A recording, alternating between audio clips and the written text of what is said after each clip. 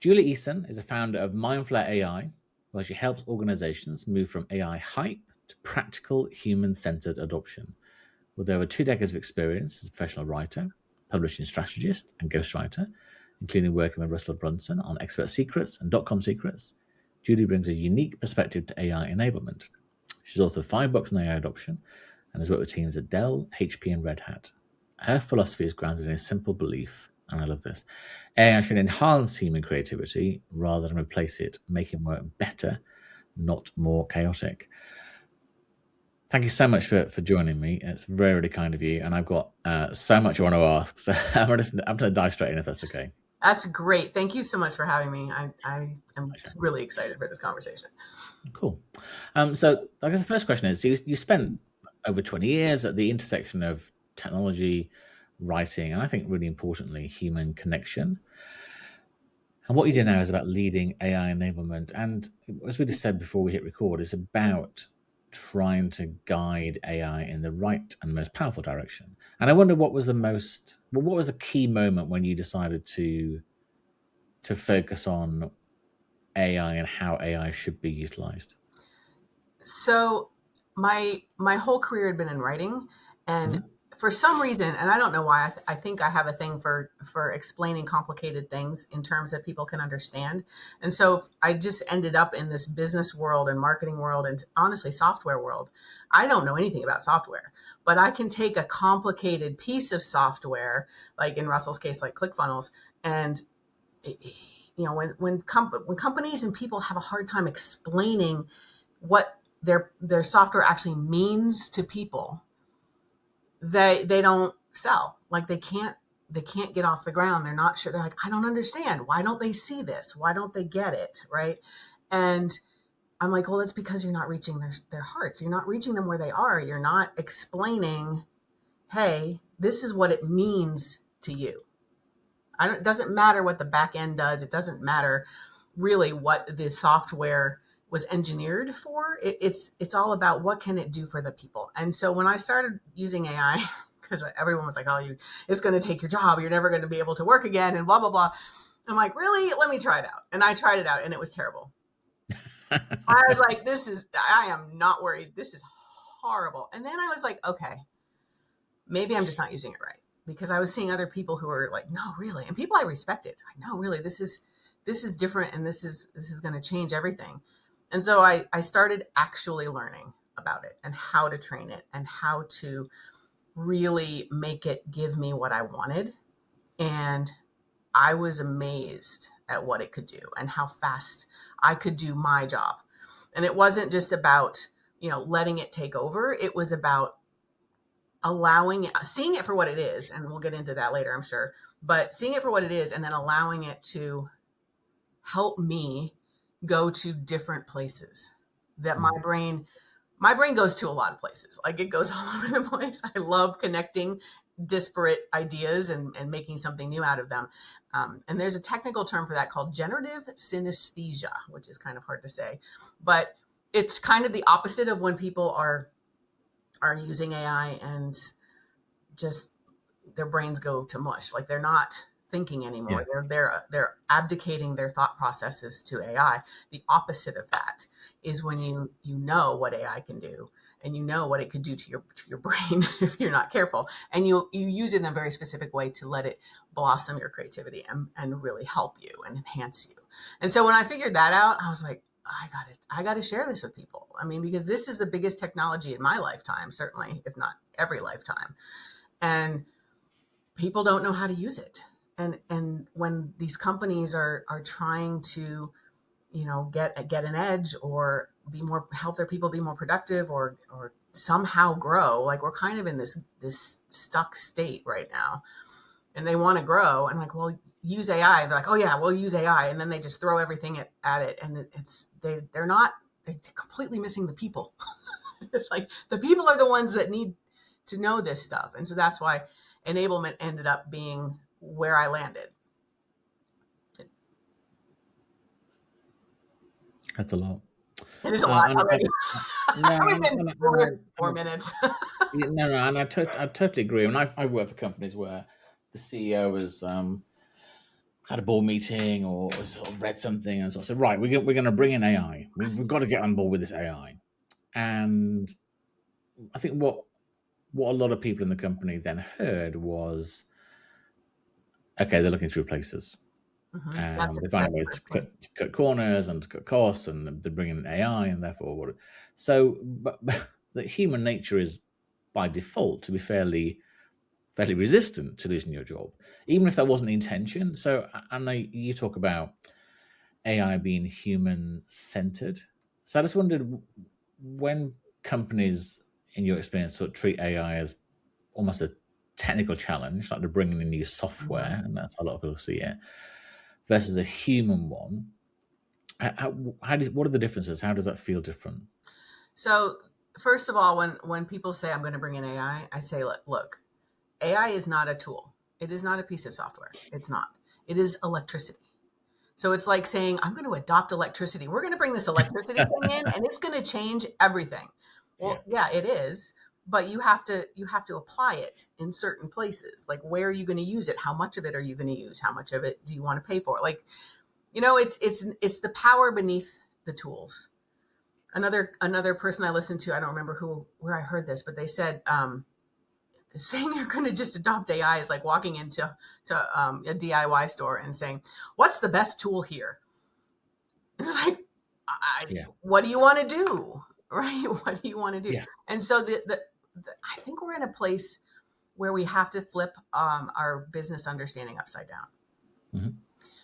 What you just described was top down, where a CEO or leadership or even a board comes in and says, right, we got to do this AI thing. Everybody's doing it. We're going to fall behind, whatever they've heard, right? And so either they try to figure it out in their little closed room, which there's nothing wrong with that, or they, say, okay, IT person, figure it out. And they're like, great, we love to figure this out. This is going to be fantastic. But they're figuring out from a software perspective, Yeah. and so up at the top level, you've got the board and the C-suite and the IT, and they're like talking to each other. But the work gets done down here. Hmm. The work gets done at the base level. And so what I think we need to flip upside down is like, go to your people and say, okay, this is what we've decided we would like as a goal, as a leadership. Like, we want to increase productivity, we want to lower costs, whatever it is. And first of all, you say, we're not planning to fire anybody. Like, this is not about you training your replacement, because that is the first fear, right? Yeah. But you say, we want to know, what parts of your job do you just not like? What parts of your job do you do every day and go, God, I wish I had a robot that could do this? Because chances are pretty good you probably do have a robot that can do that. You just don't know how to use it, right? So this whole idea of top down and mandating things, that's where a lot of the fear comes from, because they don't know. They don't know what it means to have AI in their life all the time. Like, they're afraid that they're going to lose their job. They're very invested in all of the years of experience they have and all of the money they spent to get their degrees and, to really set themselves up as, this is who I am. And now they come along with a machine that's not even 2 years old and it can do it better than me. Like, I don't think so. I had that response. I was like, that's not, no, that's not going to happen. So tying your goals for a company to what the work actually has to do to get done on an individual basis. Like, you really almost have to enable individuals, either through a group of, like, a team. Like, let's train the team on what they are doing every day and then help AI come in and work with that. Or a department. Marketing has certain needs for AI. Finance and operations has completely different needs for AI. Customer service, completely different needs, right? And so saying you're going to just adopt AI and if they do any training at all, which most companies are not, which is a whole nother conversation. The risk levels the companies are adopting and they don't even know it are terrifying, because they're just not training anything. But if they are training, they're doing it as this big blanket. Here's how you use AI. It's like, no, you need to be like, here's how you use AI if you generate content. Here's how you use AI if you, build customer service campaigns or whatever it is that you do. That's what they need to know. Mm-hmm. So there's certain baseline things like literacy and governance and like what's safe and what's not safe. But once they know that, they got to be the ones experimenting and trying things out and figuring out how they can work with it in their job, help them save time, and why are they saving the time? Like what? That's the big piece of it for me. Mm-hmm. What are you going to do with all this time when it works perfectly? Oh, we're going to cut jobs. That's what everybody's saying. That's what the media is saying. Oh, we're just going to get rid of everybody. Like, I don't think so. Not the smart ones. The smart ones are going to invest that time because it's a resource and it's the only resource we can't replace. Yeah. It's hard, isn't it? Because if you look at the media, and the media loves headlines, I guess one of the headlines that people often read is that AI can save 30% of people's time. And I think what people hear or see when they read that is, gosh, that can save 30% of our costs, 30% of our jobs. But I think what it's really saying is it can save 10, 20, 30, 50% of an individual's time. Not, if you've got 100 people, it's not like, right, we can get rid of 30 people. It's the 100 people are going to have 10 hours more each per week to do something else. So that's one of the big misses, I guess. And one of the questions I've never really thought of before is, where should AI ownership direction sit within a business? Because I guess from a land grab perspective, everybody wants it. And a natural or unnatural home for it would be IT, because it's a technical thing, and it's not software, but it is software. It's this sort of platform thing. So, but the IT teams that I've known, yeah, I'm not sure whether it should sit with them. Where do you say it should live? So they have to do the technical stuff. Like they have, Yep. especially with getting into agents and that's a whole nother scary conversation, but they have to have some of it because they have to be the ones that understand how to make it work safely. But they have certain goals. Their goals are uptime and things like that have nothing to do with the business goals. The business goals. So one model is to have a center of excellence where you have a group of people, one or two from IT, one or two from the C-suite, one or two from departmental managers or people who are in each of the departments, and they all own it together. And they are all like, okay, so my guys just figured out this really cool way to use this, and this is what they learned. And by the way, I think this would really apply over here too if you did it a little bit differently. But what I'm afraid is going to happen, the other model is to have an AI champion, and they use that in the singular term, like they're going to have one AI champion for the entire company. And the worst part is it's not a separate job. Like they're just, it's an award that we're like tapping you on the head and saying, congratulations, this is another job for you to do. So I think it depends on the size of the company, whether you have a group of people who are having a say. So it's all about the goals. Who owns the goals? Everybody has a certain ownership of the goals, including the employees themselves.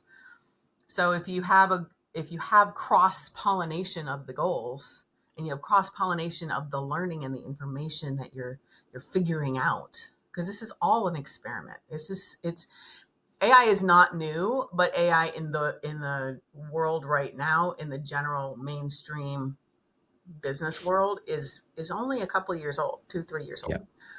And so it's still it's a big experiment, and companies are spending millions and billions of dollars at the enterprise level, and they're not seeing any ROI. They're like, we don't understand what's going on. I'm like, I understand what's going on. You're not talking to your people.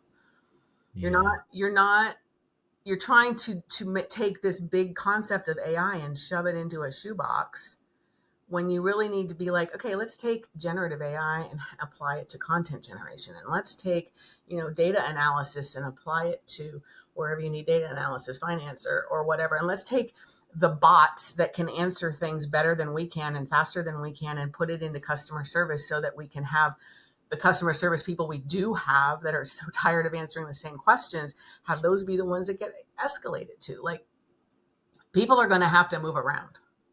They're going to have the jobs are going to change. And that's where nobody knows what's happening. Nobody knows what's going on. And I love being in that mess. I call it AI spaghetti syndrome, where it's just like, we don't know what's going on. And I'm like, all right, let's figure it out. I have always had really long hair. So I'm like, let's comb it out. Let's figure it out, where things belong and who needs to own what. But I don't think that companies can fool themselves into thinking that you can just tack this on to somebody else's job. Because it's a full-time job. I'm in this every single day, and I can't keep up with all of the news and the releases. And I've long since given up trying to keep up with all the platforms. Like, I have a few that I keep tabs on because I use them every day. Mm-hmm. But things come like, oh, what about this thing? Have you tried this thing? I'm like, I can't even go there. Like, my brain, I could go there. I could go really thin and really wide, but that is not going to help my clients. I need to be very strategic about what I go deep on and how I learn to use it. And I love to be able to say, hey, I can give you 3 words that will help you get what you want out of any AI. Doesn't matter what platform it is. And they're like, what? Who, what, how? Because AI is all about context. So if you know the words who, what, and how to apply them in a prompt or in building your own assistants, you're 90% of the way there. And that's the kind of like simplification that people need to be able to really use this and understand it and not feel threatened. That's the biggest thing, is that they're not feeling like they're going to lose their job. You said, oh, it'll save 30% of the time. They might think, oh, they're going to fire 30% of the people. But if they don't, and if they really do, because I believe most people are good, most companies are good, they have the best interests of their people at heart. But what's the second thing they think is, great, I'm going to get 30% more work. If I'm saving that time, they're going to expect me to do more. Yeah. And that's just as bad. They're like, I don't want to do more. I'm already tired. I'm already exhausted. I already am behind. How am I going to possibly do more, even if AI is helping me? So that's a strategic decision. Like, what are you going to do? What does the future look like for those people? Reassure them of that. Mm-hmm. Yeah, we're going to figure this out together. We're going to, you're going to end up saving time, but we're not going to necessarily give you more, although maybe we will, and maybe you'll be happy about it, because instead of doing all of the routine tasks that you're kind of bored with, you suddenly have time to, like, I don't know, talk to customers and call them and like have actual interactions with the people that you're serving. Wouldn't that be nice? But that always gets put on the back burner because of all the admin tasks that people have to do. Nonprofits especially have that problem. Yeah. So I don't even remember what the first question was. No, you answered that and 4 other questions. So that's very good. But I think there's a couple of things in what you said. One of which, I guess, because at the moment it's not saying AI is the Wild West, but it's pretty commercial and avaricious at the moment. And by that, I look at most companies have Office on their computer, Word, Excel, PowerPoint, whatever. Lots of companies use Salesforce for their CRM, or use SAP, whatever. So there's lots of sort of what you would classify as sort of standards out there. I guess one of the nervousness, or one of the fears people have with AI is that, as you said, and if they think of AI as being large language models, and it's, oh my gosh, well, Grok version 3 came out last week, but ChatGPT, OpenAI's 4.5 is coming out, and then Claude 3.6 is coming out, and they sort of, my gosh, and they're sort of chasing their tail, and I guess they don't want to put all their eggs in one AI basket, but are they looking at it wrong? Is it about creating these agents to deliver on tasks, then it doesn't actually matter in a way which platform you end up choosing? Does that make sense, the question? Yeah, in a way it doesn't, because they're the big ones, the ChatGPT and Claude and Gemini and Perplexity, the bigger ones, they're all doing this, right? And whatever person or company is ahead in one thing, they're going to catch up, and then they're going to catch up, and it's just that really doesn't matter as much.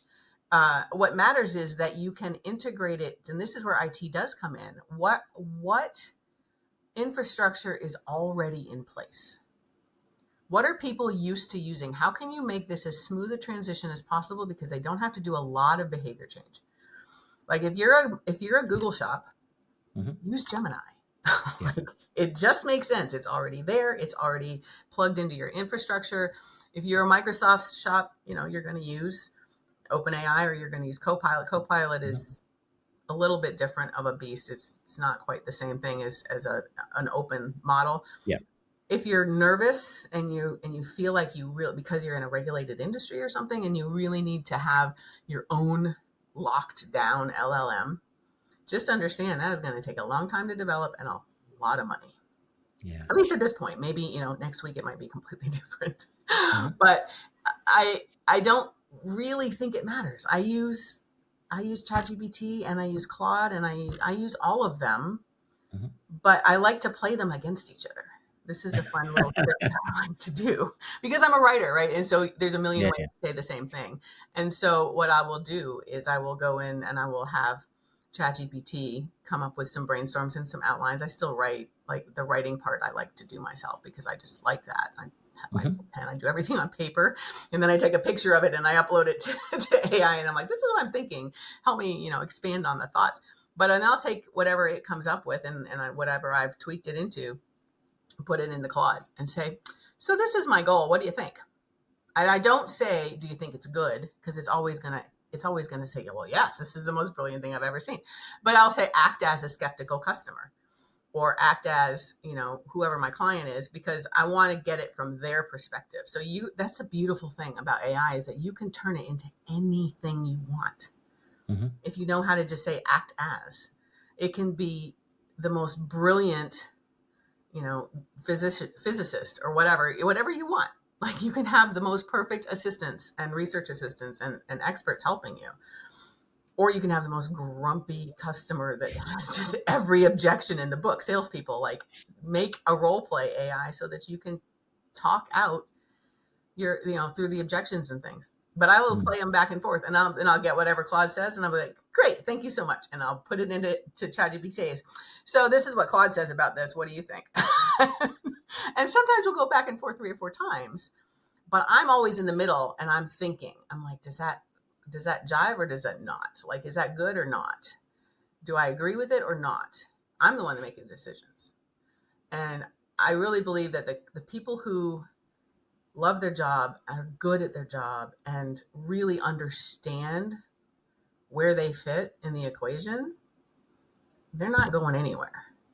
They're not going anywhere. The people that check in, run a few tasks, and check out, they might be in trouble. And that might be a good thing, because then maybe they can find something they really do love. But yeah, the platforms don't matter. You can play them against each other. There are tens of thousands, if not hundreds of thousands, of new tools, though. You mentioned Salesforce. Salesforce has its own AI.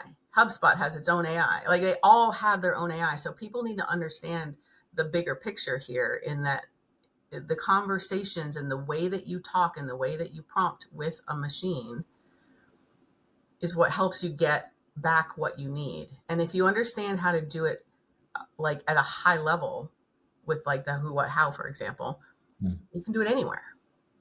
I've never used Salesforce. I actually, back in the day when you would buy the little cartons at Staples, like, I bought it once and then I put it in my computer, and it was so overwhelming. I never looked at it again. And that was, 25 years ago. But now people can go in and they can just talk to the AI, and it'll help them use it, but they have to know how to talk. That's the enablement piece. We're not just training them on one tool. We're enabling them to understand and use AI in general, because that frees them up to come up with really cool new cases where they're coming up with their own ideas.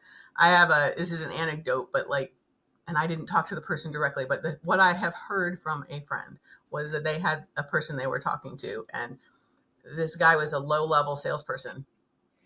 low level in a big global company. And I mean, nobody paid any attention to him at all. He was barely making quota. And then he figured out, he's like, I'm going to use AI to figure out how to do this better. And he figured out a system, and within, I don't even know how long it was, but he like increased his productivity and his sales, not just the productivity, but the sales, 9,000%. And the company was like, what are you doing? What are you doing? Like, tell us. And he's like, you know what? I don't feel the need to share this because this is my thing that I created, right? And that's why I'm saying if the top down thing has to flip, you have to go down and talk to people and say, hey, we encourage you to figure out your own ideas of how this can work because you're in the field every day. You're the one doing the work. And so if you understand how AI works and how to prompt and how to get what you need, we want you to go further and invent new ways of doing your job because it might be something really cool. Chrysler used to keep, this is another anecdote, but they kept a guy employed in one of their buildings in Detroit or wherever they were. And they're like, who is that guy? Like, oh, he invented the minivan. We just keep him around in case he invents something else really cool. Right? Because you don't know where the ideas are going to come from. And when you free people's brains from monotonous repetition, you're giving them the space to breathe and to actually be creative and come up with really cool new things. Isn't that what Google used to do? Like every Friday afternoon was your own project type thing, and from that came Gmail and Instagram and other thing. Yeah, just giving all people the things, right? Everything that's big had to be thought up by someone. Yeah. Right. Everything had to be thought up by somebody, and it didn't have to be, and it almost never is the highest people in the company. It's always people trying to figure out how to make their job easier. Yeah, and I found throughout corporate life that it is very, very rare that a real game changing idea comes up in a meeting. I used to, by the time I got to the end of my corporate career, I was in my entire week was meetings. So 50 hours a week was meetings. Then I had to try and find some time to do some work. But my job was being in meetings seemingly. And it's very, I can't think of any examples where something game changing, some good ideas come up. I'm not slagging off meetings totally, but some good ideas will come up. But in terms of actual game changers, they tend to come from somebody having a chat with somebody else, or somebody thinking about, oh, I thought about, what about trying this? What about if we did this instead of did that? Oh, yeah, what do you think about that? And then hopefully it get to fruition before it got to a committee and actually something would happen. But it tended to be, the big ideas tended to come with somebody saying, I was in the shower this morning, I was walking the dog yesterday, and those sort of things. Well, one of the things, I guess, with AI that's fundamentally different than most other work situations is that people have been known and are starting to form relationships with AI tools, if you want to call it AI tools, or with AI. So they rely on it, they trust it, they are frustrated or relieved by it, giving an answer, not giving an answer, whatever.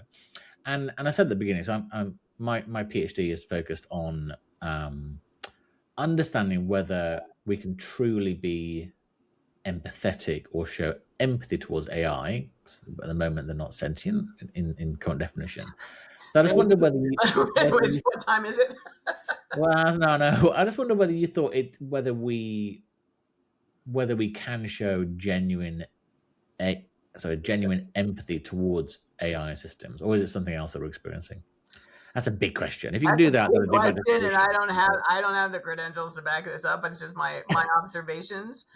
But I think if people understand, because I've done this, I've been like I have a custom assistant who I go to with when I just need to express things, and I really just need to be heard. And I think people aren't heard enough, right? And so having something at your fingertips where you can talk out your ideas or talk out your feelings, that's a really good thing. It's kind of a form of journaling, right? And yeah, I think that comes down to, in some senses, whether you're an extrovert or an introvert, because introverts prefer to type and to think in their heads before they express something. Extroverts need to verbally process. I'm an extrovert. Like, I do not do well when I'm by myself. I need to talk. And I talk to myself. My kid's like, why do you talk to yourself all the time? I'm like, I'm verbally processing. I'm thinking out loud. This is how my brain works, right? Mm-hmm. But when I can go to an AI, I can verbally process and get feedback. Now, the AI, you have to understand what it is. It is not feeling, it is not thinking, it is a math algorithm. That is all generative AI. It's all it is. It is just math, and it's just predicting the next probable word or piece of a word or punctuation mark. It's just Mm-hmm. doing it really, really fast. And Mm. it's pattern matching all of its what's bigger than trillions, I don't know, the huge amount of Uh-huh. data, right? That it's pattern matching from. So if you understand its math, it's not actually feeling. And you train it because you're going to be training the AI, and people are training the AI for themselves now, whether they know it or not, because just from using it, it's learning, right? How you are. But if you train a custom version that stands alone and has its own memory, and you say, please don't be a sycophant. Please don't just tell me what I want to hear. This is what I need. I need the feedback, or I need, like, based on the market or real world. And I always use the word real world. Like, I don't Mm. want just the math.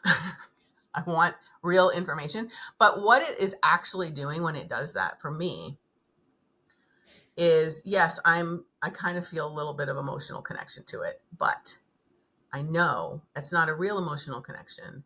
And what I'm actually doing is I'm verbalizing with my subconscious. I'm actually, like, because if it comes back at me with something Yeah. where I'm like, that's not true, that's Yeah. Yeah. crazy, right? Or I say, oh, I never thought of it that way. Very often, because the way I've trained it, it'll come back with something that really makes me think. And I kind of feel like I'm having a conversation with myself, which I used to do with journaling, which is fine, except that I'd spend all day, tight with my fingers, and I have arthritis in this finger probably because of that. But this way I can actually talk.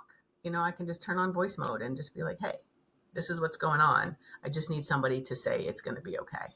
And I mean, at the end of the day, don't we all just want to know it's going to be okay? We do. Or if it's not going to be okay, help me come up with a plan for how to make it okay. And it's, if you understand how AI works and what it is, and it's just sparking ideas in your brain, it's that generative synesthesia again, where it's like, oh, well, I never thought of it like that. Let me look at it from this perspective, or let me change this perspective. And so you're not really creating like a relationship with the AI. I know that people do. I know that it is very toxic, but those people don't necessarily understand what they're doing. So you have to come at it. You have to come at it with open eyes and say, like, I'm aware of what I'm doing. Mm-hmm. I'm having a conversation with myself. And maybe maybe the ideas that come back at me are not great. Maybe they're great. Maybe they make me think of something completely different. Maybe all they do is make me feel better. And for me, I like that. I think that is beneficial. Mm. For some people who may get addicted to them telling you everything is okay and your mother-in-law is horrible, and all of whatever it's telling you, that may be harmful. I always say, AI can do great good, or it can do great harm. It's just like the internet can do great good or great harm. It's just like people can do great good or great harm. Yeah. And Yeah. it comes down to your own discernment and how you are viewing what you're doing with this machine, Mm. and understanding what it's actually giving you. And if you're okay with that, and you're like, okay, I accept this is a math equation that is feeding back things, but it's making me think. And that I love. Mm. And the fact is, and there's a report earlier this year saying, I think in the US now, 40% of therapy, in quote marks, takes place on AI platforms, and they were sort of saying that that's the most terrible thing. But then when I sort of thought about it, well, the sheer volume of information AI is trained on. Actually, if you understand, exactly as you say, if you understand what you're doing and how you're engaging with it, I think it's yeah, with the pandemic we have of epidemic we have of loneliness, people not seeing real people, etc., etc. So I do think it's just keeping that understanding in mind, really. It Let is. me ask you. I'm bringing it back to business. Sorry, I'm just That's very easy. okay. I'll go wherever Well, you want. one of the things I really like, but I didn't quite understand. So your MindFlare Edge program Mhm. emphasizes, which is very sensible, emphasizes learning AI through real workflows rather than just training on how to use it. So there's a difference between here's how you operate it versus here's how it addresses different things you're working on. How do you manage that then? Because if a business might have, as you said before, a marketing department, a sales department, a HR department, whatever, a million departments. How do you help people work on examples that are relevant to them? So I have, and this is comes from when I was ghostwriting. It's always a finished. Start with the end in mind, right? What is the Yep. goal? So there's baseline knowledge you have to know. Every edge engagement comes with a 4 hour. Like, we're going to give you the basics. Your AI is not a thinking thing. It's a math algorithm, and Hmm. this is what you should put in and what you should never put in. And if you should always turn off the training links if you can't. Like, there's like basic things. So it's safety, guardrails, making sure you're not putting your company at risk. And Jim, sorry, I don't mean to interrupt, but I was going to come on to yeah, that, and I did want to dig into that a little bit. And that's one of the things that concerns me a little bit, I guess, is obviously the strength of AI is that it trains and learns and trains and learns and trains and learns, etc. But I'm not sure how many companies realize that when they're putting their information into AI, let's put all our information into it. The more we give it, the better it's going to be. They're not necessarily aware that there are some permissions within AI that actually say we can use this information to that's the train our default. platform, etc. Which That's the feels, default. yeah, which is it's almost like letting your competitors just rifle through your filing cabinets. It And is. I wondered how much of that is a discussion when you talk to clients. It is a big discussion. Never enter personally identifiable information. Your clients, your account numbers, your phone numbers. Like, it's because what you do is you take a report from Salesforce or whatever, and you upload it into AI, and you say, "Give me an analysis and Yeah. an executive report," and it gets it done in 2 seconds. And then you're like, Mhm. "Great!" But now all of that information is floating around in the cloud, and even if you locked down permissions, even Mhm. if, like, I don't trust the permissions enough to really do, like, just don't. If you didn't want the whole wide world having access to that information, or if that puts your company at risk, and this is the biggest problem with shadow AI, where people are just using it on their phones because they know it'll make their work faster, but their company has never trained, never locked anything down, never told them, "Hey, don't put Yes. our customer lists into chat gpt, because yeah, like, that's bad." But also not just personal information, but your company information that is private, your Mhm. NDAs, your intellectual property, your 90-day plan for how you're rolling something out. Like, because accidentally that can end up in somebody else's.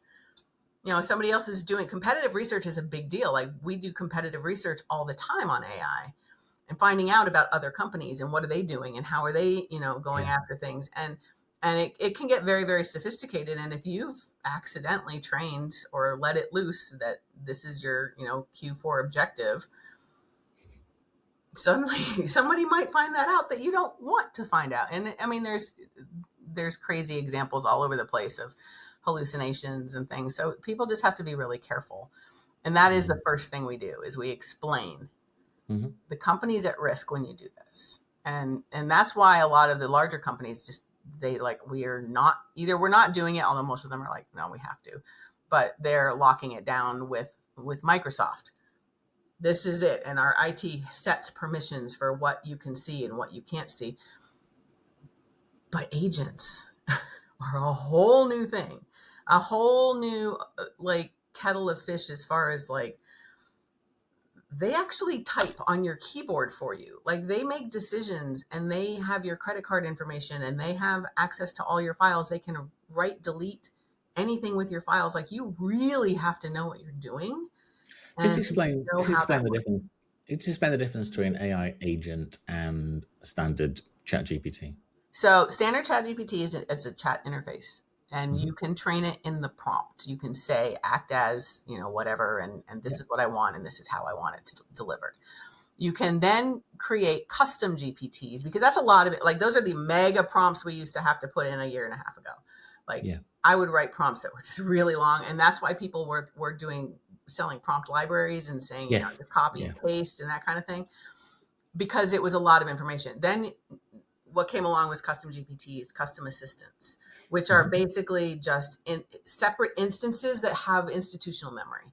So you've trained it to know what your company is, what it does, what industry it's in, what products you have, what your brand guidelines are, your voice, your tone, all that kind of thing. And then you can work within that environment to do your work, which is relatively safe. Agents, though, agents are autonomous. True agent, and it's hard because there's no governing body that says this is what is an agent, and they used to call assistants agents, and so it's a very confusing thing. But true agents, and this is where they're saying, you're going to have hundreds of agents in a company and no employees, and I was like, no, they're not, because they'll run themselves out of business. But the agents can type on your computer. The agents can go buy things. You'll be like, hey, Alexa, go buy me, a plane ticket. And it'll go buy you a plane ticket. And it can get into your files, and it can write to the files. It can read the files. It can delete the files. And there's things called prompt injections and a lot of ways that bad actors can get in there and be like, yeah, this agent is going to just delete everything in your company. I mean, and that can happen, and it's happening now with things come out really fast, and it's, I don't want to be like negative and scary and everything, and like it's going to take over the world or whatever. But like, this is why I do what I do, is I'm trying to skew everything, educate people so that they're aware, so that they don't do the things that put them at risk. Or if they are going to do agents are great. They do a lot of amazing things, especially when you string them together. But you really do have to know what you're doing.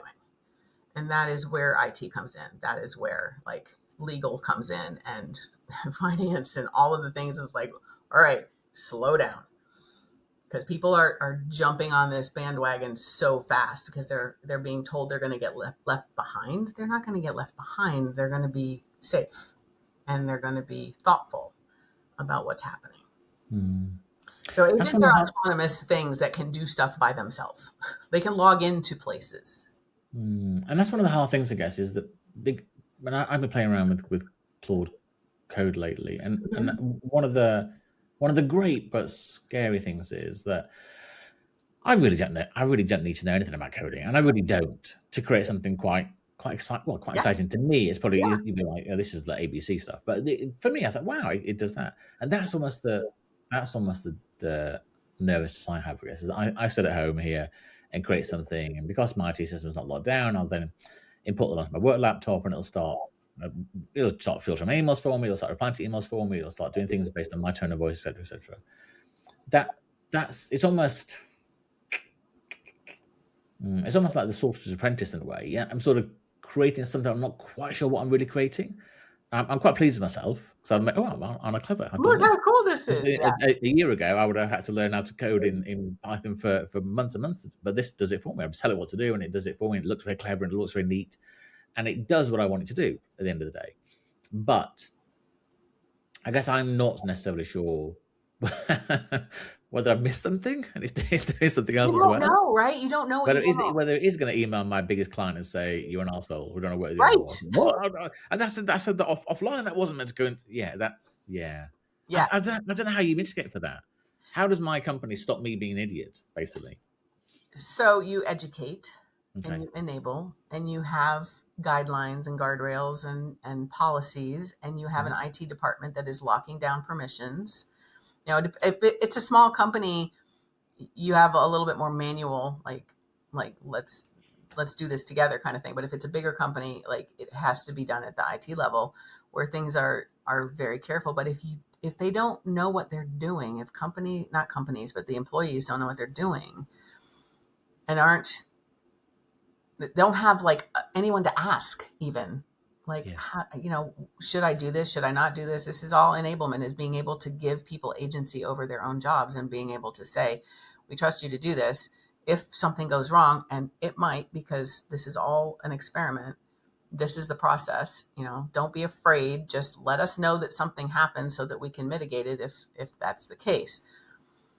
You can't lock everything down necessarily, because then you end up hamstringing people. That's a big problem. Is I talk to people at conferences and they're like, my company won't let us use anything. Yeah. And so I just use my phone. Right. And that's where the danger is, right? That's where the danger is they're just making it up. Either their company said, yes, go use AI and figure it out yourself, because they not that they can't be bothered, but they don't have time. It's all a time thing, which is why I'm so big on, what are you going to do with the time that you get back? What are you going to do? Are you going to be like Google and let one day a week be for personal projects that help the company? Are you going to say, hey, we want to get to a 3-day work week. If you guys help us get there, that'll be great. This is what we want. This is our North Star. This is what we're working towards. People will get on board with that. Or, hey, we're going to build, some new levels where you can have more money. And if you figure out AI and you're able to work with it autonomously and you're able to really show that it's more valuable, we'll give you more money for it. Or maybe they have a think tank where people who used to just do boring tasks, but who are really brilliant at strategy, come in and they figure out new products and new markets. And, people are going to shift around. Their jobs are not going to be the same. That's for sure. It's already there. But what does the future look like for them? Because that's what they care about. They care, am I going to lose my job? Are they going to give me more work? And am I still the important person that I thought I was when a machine is doing the work? But what they have to realize is their expertise is the linchpin.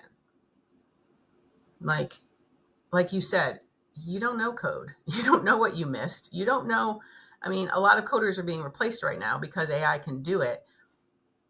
But AI can go off the rails. It can make mistakes. And if there's nobody there watching it, not babysitting, but like working with it, then who knows what's going to happen. As writers, like, I really believe that if you're a good writer, you're a strong writer, AI is only going to help you. It's going to help you do better at your job, serve more clients, write better novels faster, and make more money. Like, it just is. But if you're not a good writer and you're just dabbling around, you don't know what to look for. You don't know what bad writing looks like. You're scared of EM dashes because everybody says, oh, AI wrote it, but AI wrote that way because it learned from good writing. That's my pet peeve. My worst thing is, like, writers are being forced to write worse because they're afraid of being accused of using AI. We're not allowed to use EM dashes, or, so I'm like putting semicolons in, and I'm like, this is terrible. Why am I doing this? It's crazy. No, I went to my university last week, and we had this exact same debate about, well, so look, the problem is with the sort of AI checking tool, if you like, Turnitin or whatever. The problem now, you put something in there that was written by a person. They'll say it's not AI. Put something that's poorly written by AI, and they'll say no, it's written by a person. The challenge is, because AI, as you said, AI has learned from people. So, Right. I've got to change my essay to almost put mistakes in it, so it thinks, oh, a dumb person wrote that, not a clever AI. They don't work. The United States Declaration of Independence is 100% AI written. Yes, What? I know. It doesn't work, and also they're missing the point. Yeah. What is that person actually thinking? Yeah. Never mind who did the typing. Like, what are they thinking?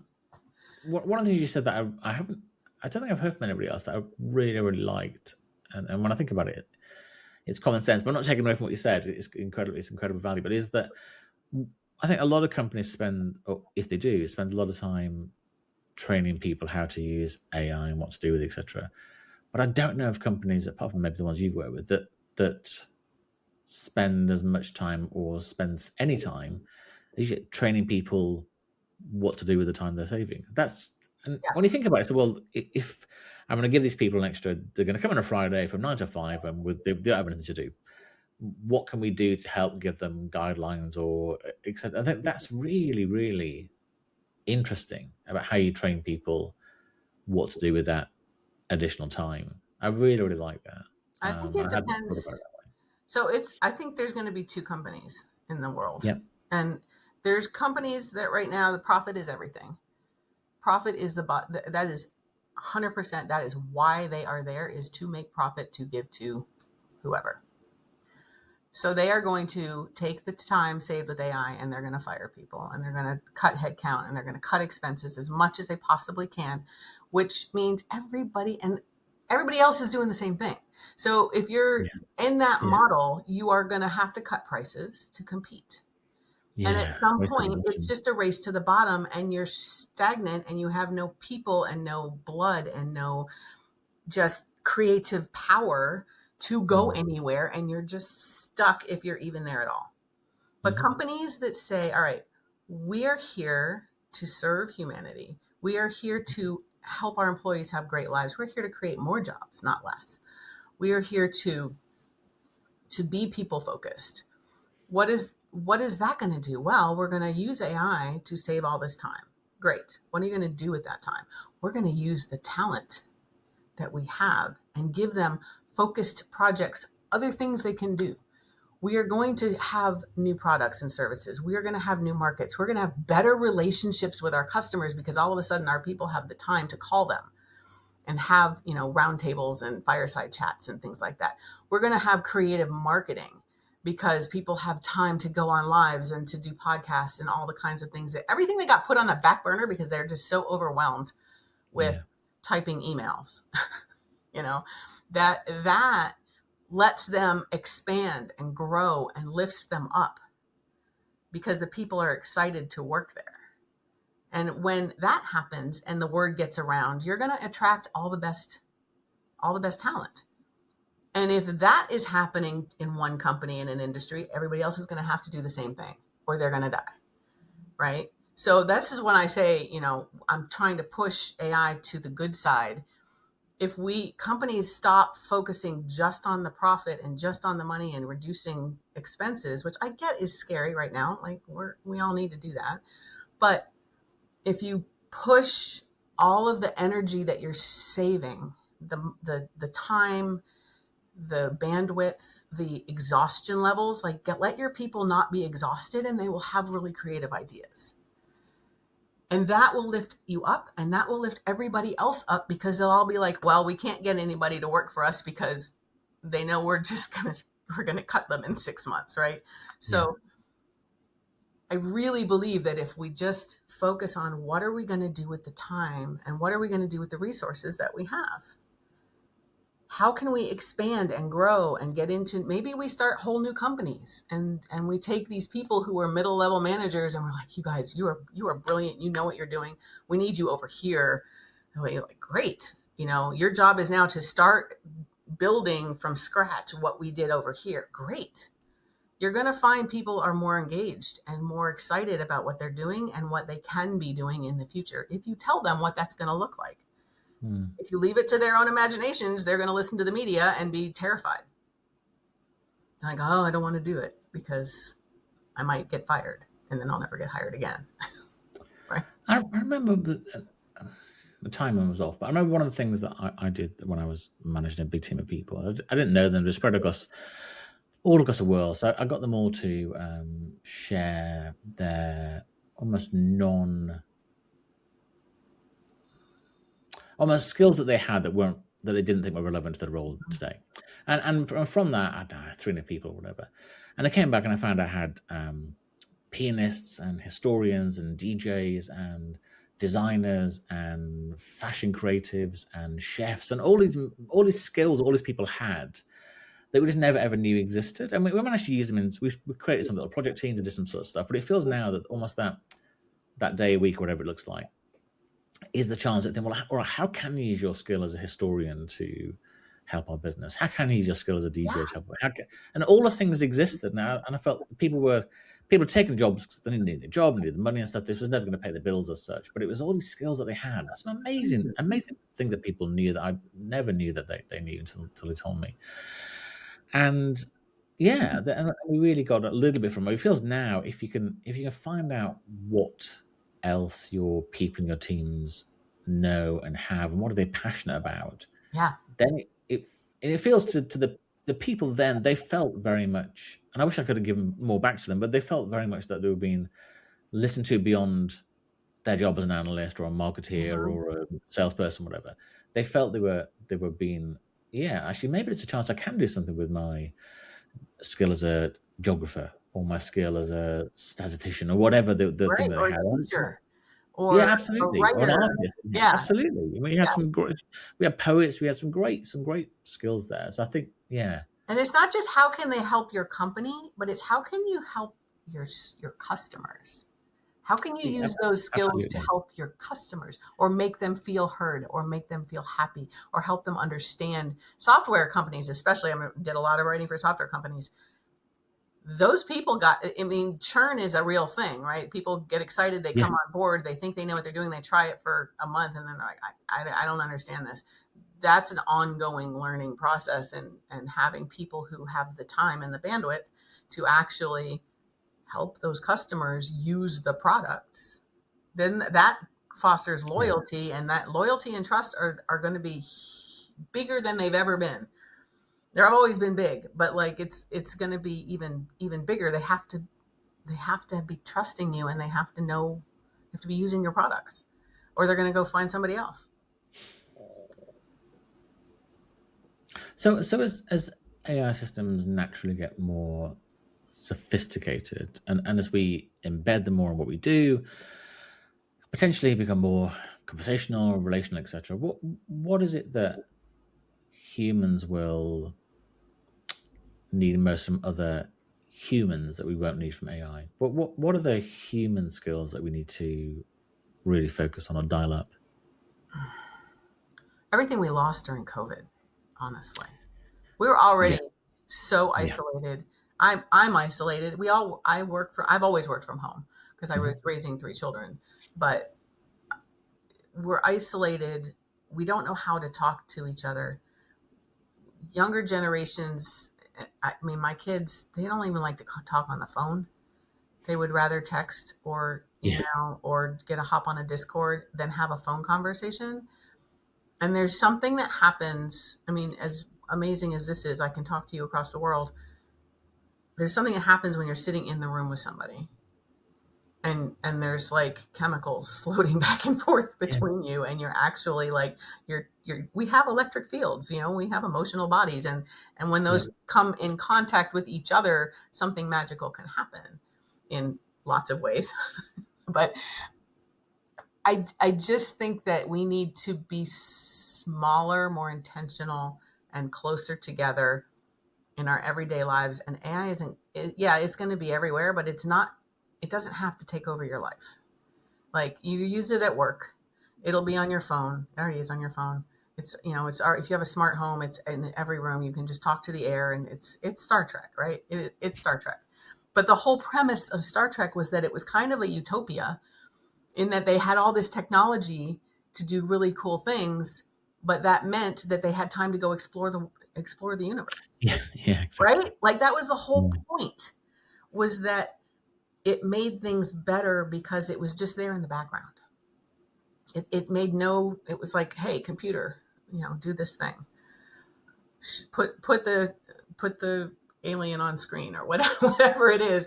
Like, that was not something that was a big deal. Right now, we're in just the baby beginning stages, and it's a big deal. And we're like, what's going to happen? What's going to happen is it's just going to kind of fade in the background. We take the internet for granted. I was working when the internet came around, and I Yeah. was working, sending things in the mail to, as a journalist, sending query letters out to magazines. And then all of a sudden, articles they used to pay $2,000 for, they're like, well, we're going to pay you 35 because it's just online. Yeah. What do you mean it's just online? It's the same amount of work. It's the same article. Like, yeah, but it's online, and there was a big fear thing then with writers. Writers have been through a lot if they've been around for a while.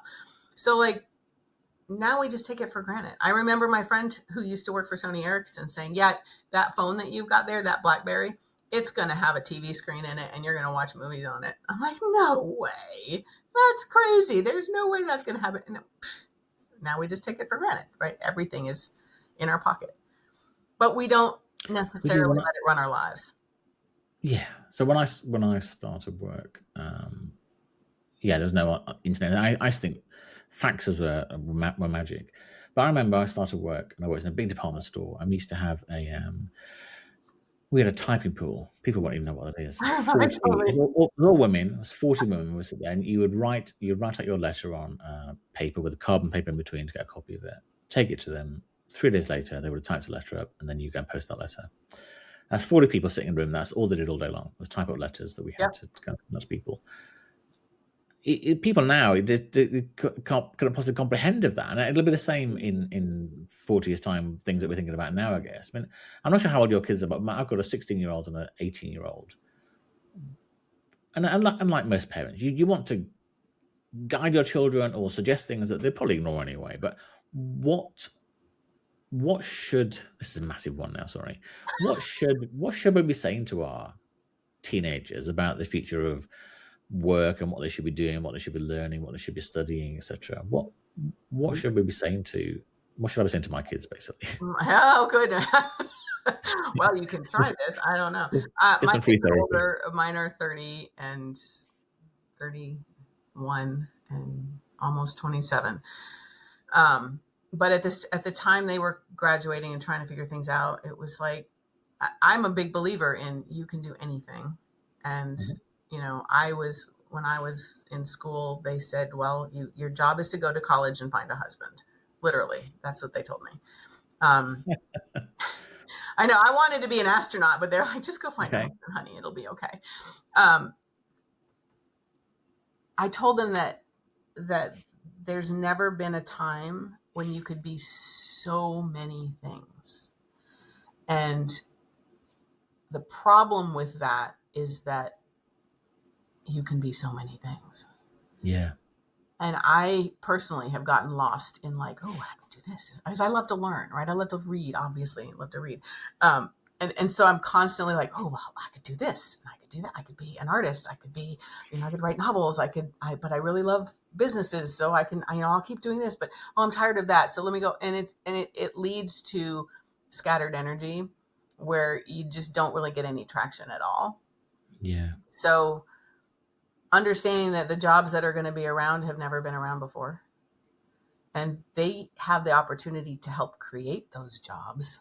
So if they are learning, and they have to be learning AI, like they have to. I don't care what schools are saying, because if they're not teaching kids to use AI effectively, responsibly, and carefully, you're not doing your job, because the future is, that's all they're going to have to do. So being self motivated to learn things themselves, to figure out what do they want to do, and realize in 10 years you might change your mind. In 2 years Yeah. something completely different could come up, and that's okay.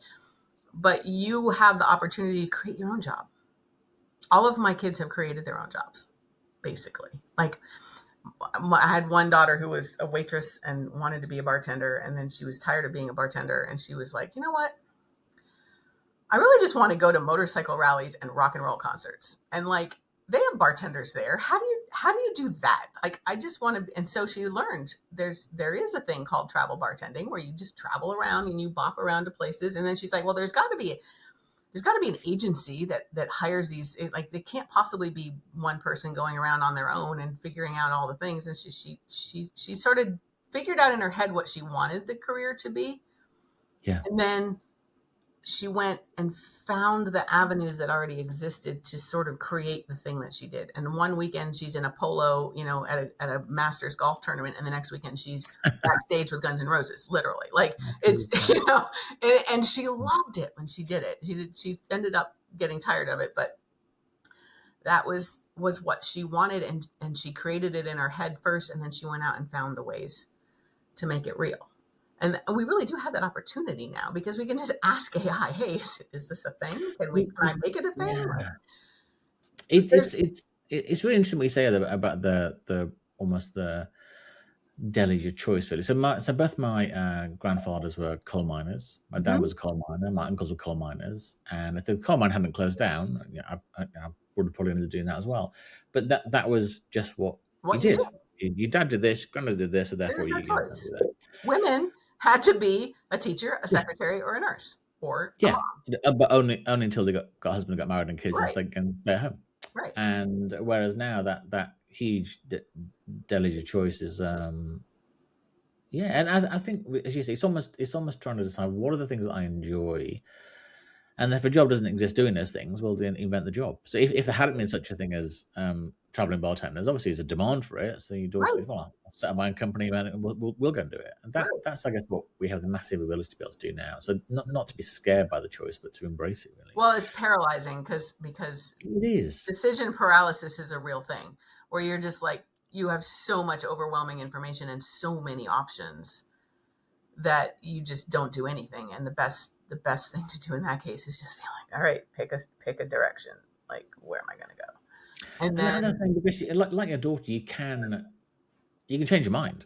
And whereas maybe 30 years ago, you went for a job, you started off, you literally were making the tea and emptying the bins, whatever, and eventually you'll be there 5 years, get promoted, 20 years, get promoted, and you retire after 30 years with a gold watch, whatever.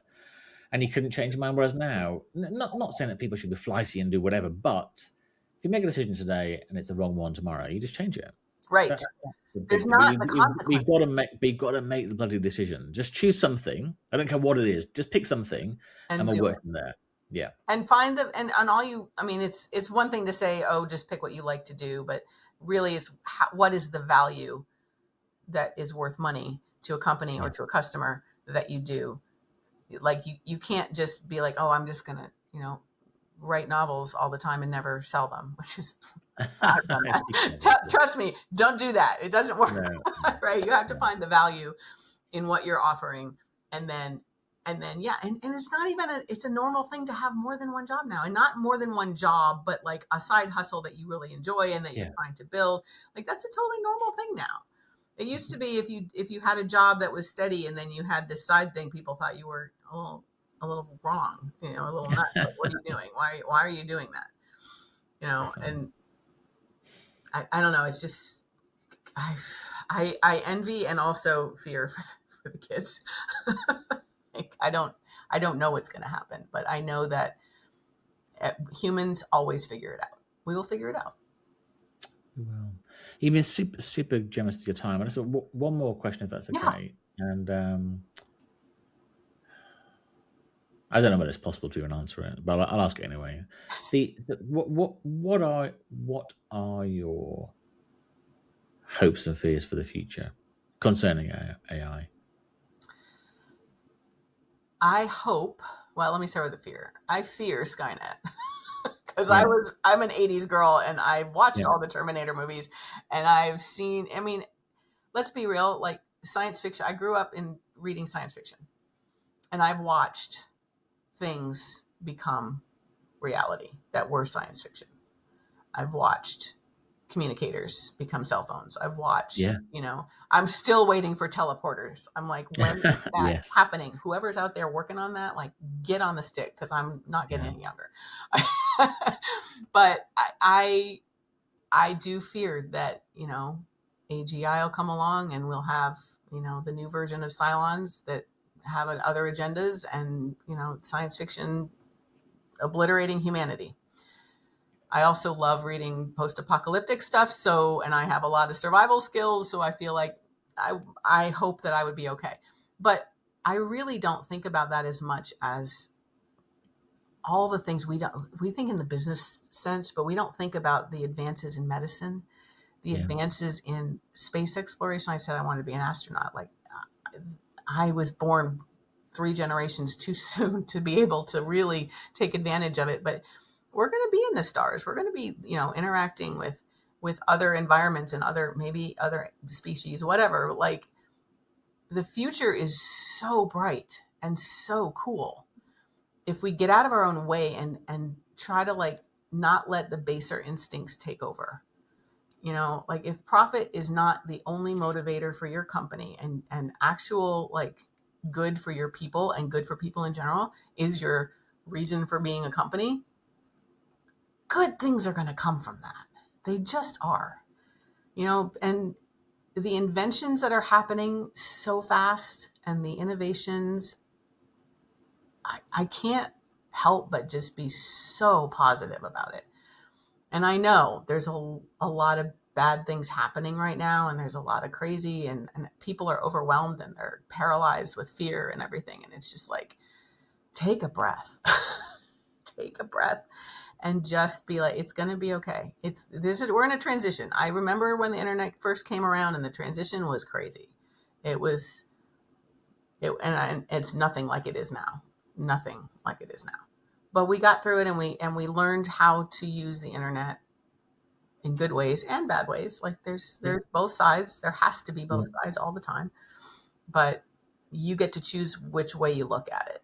You can choose to look at AI as a threat to you, or you can choose to say, it's a tool that I'm going to use, and I'm not going to let it run my life, and I'm not going to let it, take over my whole psyche, and I'll never go out of my house and never talk to people again. Like, that's not what I'm going to do. But I am going to use it, to help me write faster, or ideate faster, or invent a new job that I really want to do, but I don't know how to make it happen, or code a really cool app that I have in my brain, but I don't know how to make it happen. Yeah. It's just here.